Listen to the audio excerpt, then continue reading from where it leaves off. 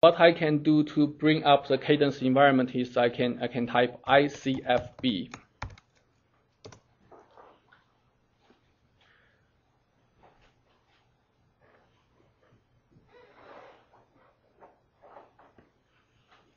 And after ICFB, I'll have two windows. The first window is the kind of center of the Cadence simulation environment. It's called CIW.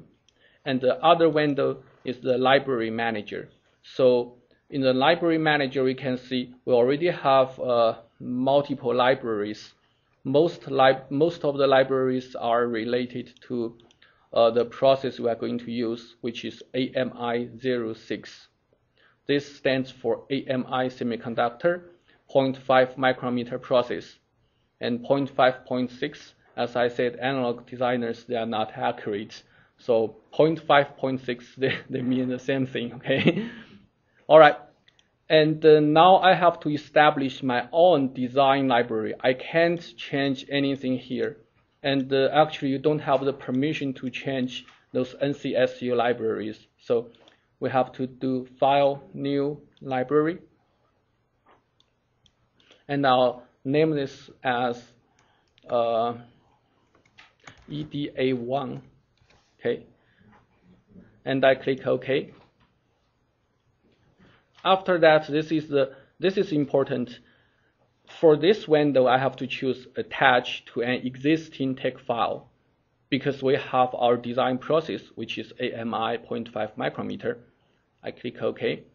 And here on the drop-down list, I'll choose NCSU text lib AMI06. Okay. After that, not much change. So I just added this library called CDA1. And now I do File, New, Cell View. And for the cell view, this means the name of the schematic I'm going to establish. Okay, and later on you can change this to for layout and other purpose. So for the first cell view, how about let's do homework 2 together. So I'll name it as homework number 2, schematic. And after that, I got this window automatically popped out, schematic window. So on the schematic window, I have to put the transistors and the signal source for simulation, right? And from Blackboard, you can download another file, which is called Cadence byte keys. Those Cadence byte key means those are the shortcuts you can do without using the menu. So for example, the first important byte key is key I. So I means insert instance or component. So on the schematic window, I hit the button I on my keyboard. And right here, I have to choose the correct library. So on the other window, I'll choose library NCSU analog parts. And now I go down to N-type transistor. I'll choose NMOS4. This means a 4-terminal NMOS device. Okay, and if I want to zoom in for full screen display, I can use the byte key F, like this. And now I select this transistor and I use byte key Q to change the property of the transistor. So anybody has homework number 2 that can share with me? Thank you. Okay, so for homework number 2, problem 3, we have to simulate a transistor. Let me do it a little bit more professional. Homework number 2 is right here. We have to simulate for the IV curve of NMOS transistor. All right, and the size is width 19.95 micrometer and length is 1.35 micrometer. So I go down, I change the width to 19.95 micrometer, and I change the length to 1.35, and I have to type U, which stands for micron. I don't have to type M, so like this. Okay, it's good enough, and I use tab, it will automatically fill in the M.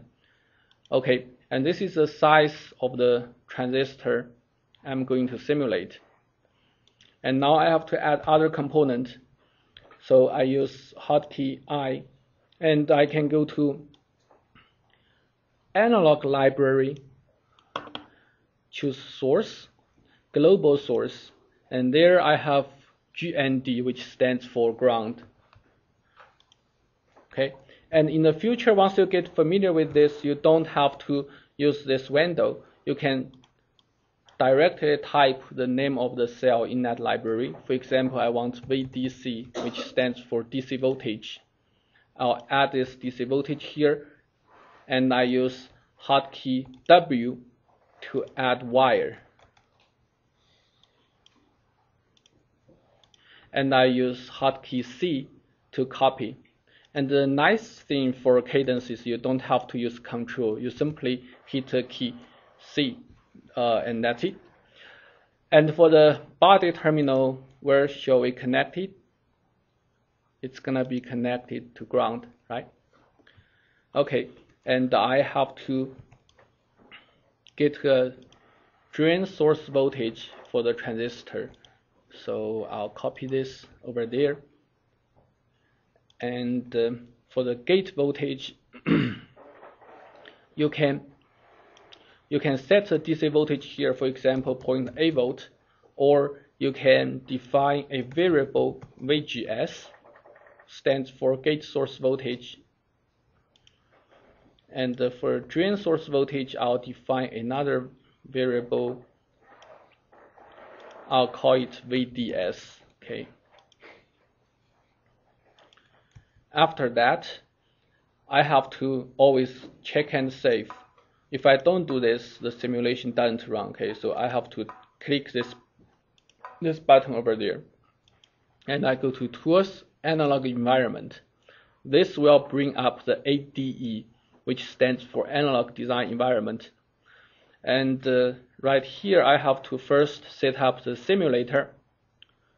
We are going to use Spectre as the simulator. Click OK. And later on, I'll tell you how to use this to set up fancy things such as remote simulation and Ocean script. Okay. And now we have to set up the model library, because for the transistor, we have to assign a model for it, right? Different foundry will have transistor with different performance. So with this window, I'll choose Browse. And this opens up my project folder, and I'll double click this model folder. And right there, I'll choose ntt.typ. This represents the model for n-type transistor in typical case. Okay, I will continue to add ptt.typ. And for the rest of the model files, you can use it in the future for corner simulation, which represents different process corner.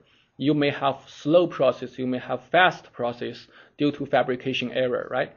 So, but for now, we use the typical performance. So I have PTT for PMOS, and I click the button Add to add it over there. Now I have two model files, one for NMOS, one for PMOS. Click OK. And I go to Analysis, choose the right analysis. And basically for the first homework, it's gonna be very simple, DC simulation. For DC simulation, I'll choose Save DC Operating Point and click OK. And now right here on the Analysis window, we have the DC simulation. And remember, we defined two variables, so I can go to Variable, copy from Cell View, and the two variables will be automatically propagated here. And I double click this variable, I have to assign a value. For example, for VGS, I determine it's gonna be 1 volt, and click Change. and for VDS, I change it to 3.3 volt. Click change, and now I click OK. After all of this, the first thing I want to do is to save my session, save my state, save all the setup. If I save this, next time I only have to load this. I don't have to redo all the things for simulation. So for save, I have two options. I can either save it under the current directory, or I can save it as a cell view. And normally I'll choose cell view. Click OK. And I think now we are ready for simulation. So I'll click this traffic light button, which means netlist, and run. This will create the netlist for the circuit and run the simulation. And now simulation is finished. DC analysis is finished. I can go to results, annotate DC node voltage. So you'll see the node voltage already annotated. The gate source 1 volt right here, right? And for the source it's 0 volt. The drain is 3.3 volt. And this is the first step. And now I have to simulate the IV curve. So in order to do this, I double click the DC simulation and I choose to sweep variable.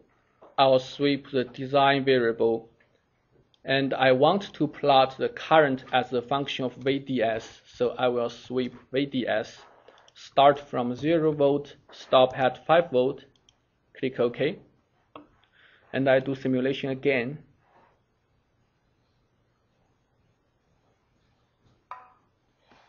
So see, now the DC simulation sweep all the parameter. Sweep all the values for VDS. After that, I go to Result, DirectPlot, Main Form, and from the main form,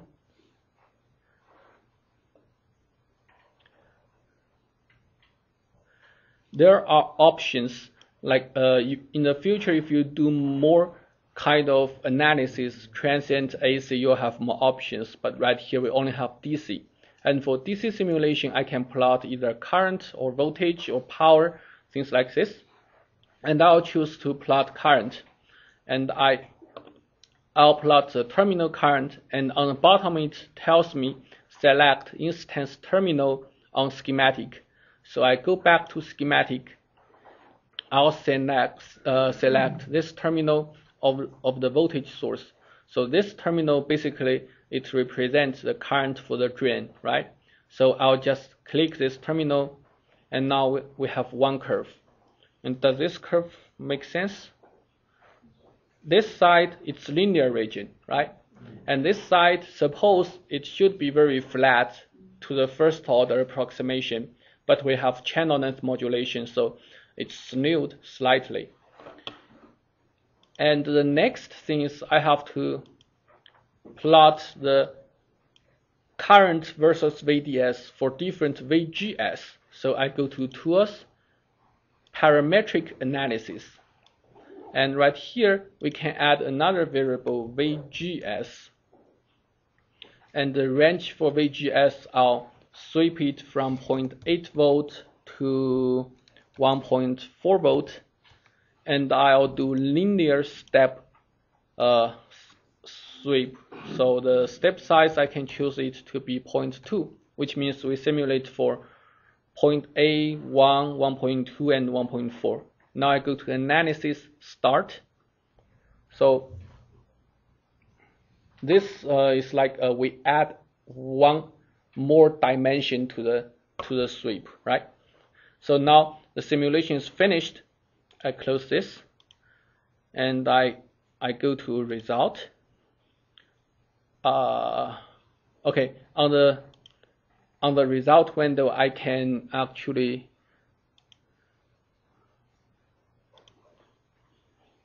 I'll close this first. Okay, go to Result, DirectPlot, Main Form, Current, and I plot the current again. And now this is drain current versus VDS for different VGS, right? And on the top, it shows what is the value of VGS. And to this step, I want to save the result and submit the homework. So I can either do a screen capture, or I can go to Window, Hard Copy. And on the hard copy, I'll choose Send Plot only to File.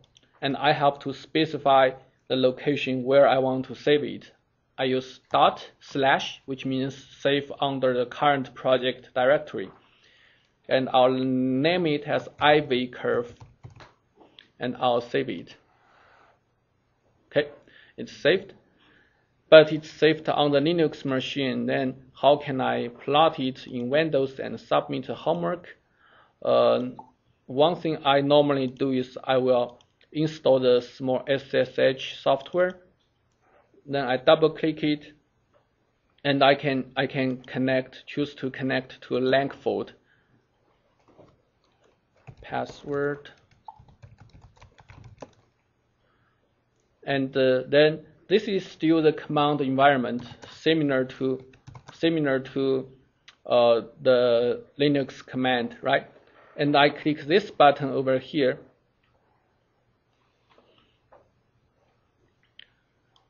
It enables the file transfer interface. So now on the right hand side, this is my home directory for the in the Linux account, and I go to the folder we just set up, ECEX321_2012, and I drag this IV curve to my Windows desktop, and I can use other software such as Acrobat Distiller to convert it into PDF format. If you don't have those software, you can simply do the screen capture. Okay. So once I have this PDF file, I open it, and the first page shows the user. And this is important when you submit homework. I hope you can somehow show that you did the simulation on your own account. You didn't just get the simulation result from your friend. Okay. And all right, and this is a simulation result. Okay. So now go back. I still have something to show, but if you are rushing for the next class, you can leave, because eventually I'll upload the video. Just leave quietly. I will continue to finish the homework. And the next requirement, I think, is to print the DC operating point for the transistor. So I have to find out the DC operating point with 0.9 volt VGS and 2.5 volt VDS. Okay, so I'll set up the value, and I don't have to do sweep. Okay, and simply run the simulation. And when the simulation is finished, go back to the schematic. So the result will be automatically updated for 0.9 volt VGS and 2.5 volt VDS. And now the tricky part is, how can I find out the transconductance, GM, and other things like GDS? So I can go to Result, Print DC operating point. Okay. After that, see on the bottom of the schematic, it tells us select instance for the operating point output. So I'll simply click the transistor here. Now in the pop-up window, we can read out CGS, CGD, or the parametric capacitance, and we can read out GM, the transconductance. We can find out GMBS, which is the GMB in our class, right?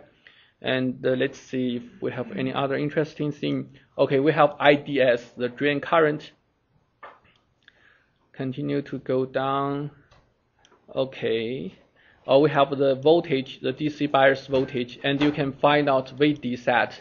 VD set is a condition for active operation, right? And this one is tricky. On the homework, I'll ask you to calculate the output resistance of the transistor, and you have to do it based on 1/GDS, right? calculate the output resistance, and you'll find out probably the value will be different from this. So, I'm already telling you the answer, okay? But the interesting thing is try to figure out what does this represent, RON. It's still something related to the resistance of the transistor, but it's not. It may not be the output resistance, small signal output resistance. Okay. All right. And the last requirement for this homework is to change the source voltage. Change the source voltage to 0.2 volt. So we can move this a little bit. And if we move it, we use hotkey M or S. And now I create a 0.2 volt voltage for the source, but my body, 0.2 volt. But be careful, my body is still grounded, right? Okay, after this, I can do simulation again. And after the simulation, you can read out VTH. So you have to analyze the change on the VTH, and this is obvious because once we give the source a different voltage, the VSB will change, right? Then secondary effect, the body effect, then VTH will change. So we have to analyze this change. We can go to result, print this operating point, and click this transistor, and you can read out the VTH and compare the change of the threshold voltage. All right. Let me see if there's anything else I want to mention. Oh, okay. One thing for very handy is when you do DirectPlot main form, you can plot the current, right? But before you do that, you can also check this, add to output. Okay. If you check this and you plot a current, you still have the current, but what's going to happen in the future is look at the ADE. The output is already added here. So it means next time when you run the simulation, I have already closed the waveform window. Next time when you run the simulation, suppose it will automatically plot the current versus VDS. Okay, but okay, the software is not very nice to me today, so okay. What happens is I have to check this. So after simulation, see now plot becomes yes, right?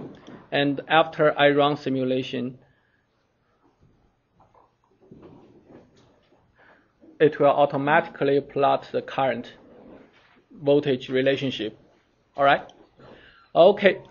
I think that's all for this EDA tutorial.